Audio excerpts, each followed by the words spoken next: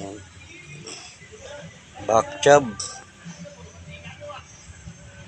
Walang clearance yung piston ring niya kasi yung langis niya pa tumatalsik pa ibabaw dito sa ano, malakas ang talsik ng langis, walang clearance yung piston ring. Pinalitan kasi siya ng ano, dinukot siya, pinalitan siya ng liner, piston. Liner, pinano na rin yung pinaripis na rin yung ano niya. Pinamaship na yung cylinder head. Tapos pina-overhaul yung radiator. Silang back job siya dahil yung clearance.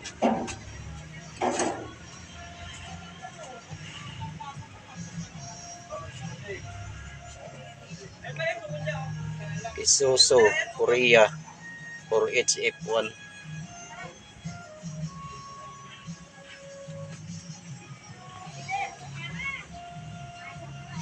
Okay, try na natin siya.